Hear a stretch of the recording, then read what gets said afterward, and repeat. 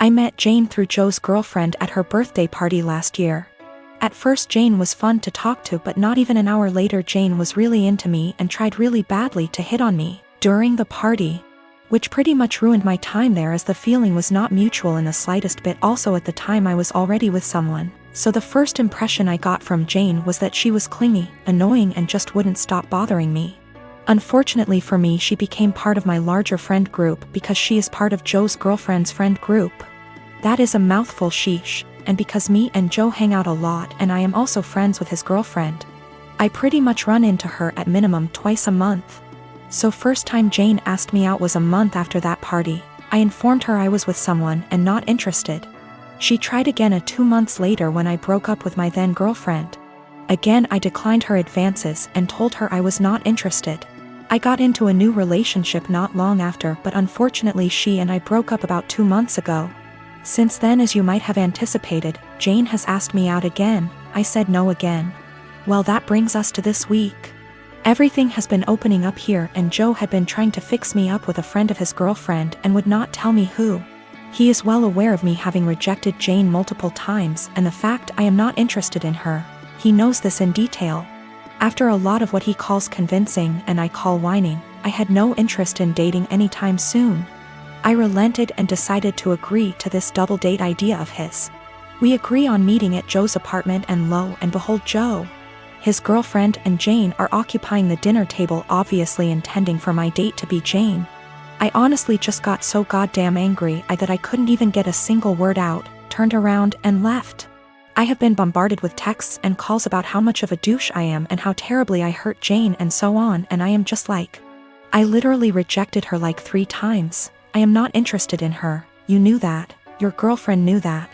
Our entire friend group has a running joke about obsessive Jane FFS, so literally everyone knows it. 6 years ago my son Matthew had a daughter with his now ex-wife Josie. I have always thought of Josie as my own daughter, so when they divorced 7 years ago due to my son cheating, I was conflicted and disappointed. Josie wasn't particularly close with any of her family, so my husband and I naturally took them in. Josie was an angel. She had insisted that we didn't have to lift a finger more than before we had taken them in, and though she was hurt, she kept civil around Matthew. My husband and I held a huge hand in raising their daughter Ruth, because Matthew remarried less than a year later and now has a 4-year-old son after disowning Ruth. 2 years ago my husband was diagnosed with lung cancer. It was hard on everyone, especially Ruth. They were extremely close. She told him about her girlfriends and boyfriends before anyone else and has always wanted him to be the one to walk her down the aisle at her wedding. Matt rarely ever visited and didn't answer our calls, often saying that we had other kids, so it wasn't like my husband was dying lonely. Last night Matt stopped by to talk about inheritance. He never mentioned Josie nor Ruth and hinted that he thought he should get more inheritance than his siblings the entire time. My husband and I shared awkward looks until he decided to cut in. He explained that everyone would get a piece, but he'd focus more on Ruth and Bonnie, one of our other grandkids. Matt got angry and said that Ruth was just a bastard and that his son deserved more than her. My husband got furious after that and left the room saying that he wouldn't include Matthew at all. Matt yelled back and turned to me saying that Ruth wasn't worth it because she'd just grow up to be a whore like her mother.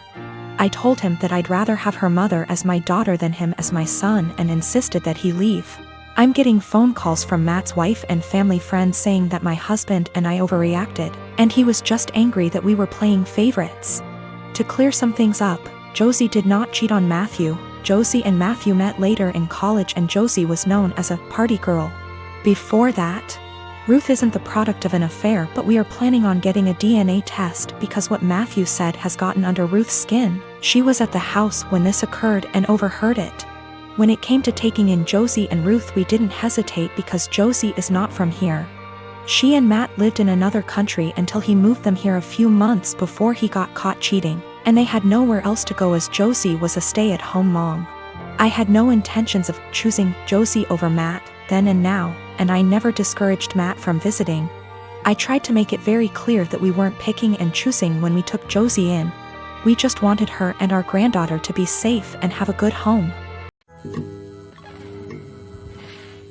I had a 1967 Impala 4-door that I bought in February 2019. A couple months ago I bought my first house that had a 2.5 car garage. I moved the car in and started tearing it down for a complete restoration. I had the body in one bay and the chassis in another, plus the whole garage filled with parts. About 2 months ago my girlfriend came to live with me during this whole crisis and the whole time has hated that car. She wants to park in the garage, but I have 2 acres of land with a lot of nice places to park under shady trees or hell, even in the barn if it has to be inside. I tell her tough luck, it's my house and it's not like I can just throw it back together real quick.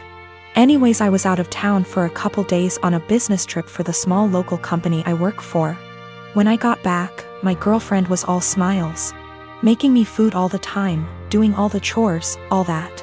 I thought maybe she just was happy to have me home, but then I realized that I didn't see her car in its usual spot. I asked her where she parked so I could make sure I mow that area and keep it clean, and she said not to worry because she parked in the garage. I asked how and she told me to go check it out. Turns out that while I was gone she hired some people to come over and move everything related to that car, including the drivetrain, body, and chassis and all parts, and take it to the local dump / scrapyard. I was absolutely dumbfounded. I had spent over $11,000 on that car including new parts, services, and the car itself. I told her that I was going to be taking her to court for that and she brushed me off like I was being dramatic. I told her that it's done between us and to pack her things and leave. I admit I was really angry, but I did end up getting a lawyer. And as I have all the receipts for all that money spent and I have her on my house's security cam footage letting the guys in and watching them take it all, I think I can win. Her family and friends are absolutely blowing me up saying it's just a stupid old piece of junk, and that she cannot pay back all that money I spent, and that I should just let it go. But I have been putting all my time, effort, and money into that car for a year and a half now, and god damn it if I am not going to get justice for what she did. I got a call from her mom about 20 minutes ago and she told me that I was ruining her daughter's life over a stupid car. I told her she ruined her own life. I've been gathering documentation and stuff and I'm about to head down to the police station and file a report, as suggested by Lots here. Went to the police station last night, was told to come back in the morning. Just got back and filed an official report against her for grand larceny and grand theft auto. I showed them all the receipts I had for the car and the footage of her letting the guys come and take it, as well as the title for the vehicle in my name. They said they will be in contact with all 3 parties, me, XGF, and junkyard guys, soon, and they will hopefully be able to recover some or all of the car. Just have to wait now. The junkyard guys apparently were in the middle of hiding it when the police came to ask them questions.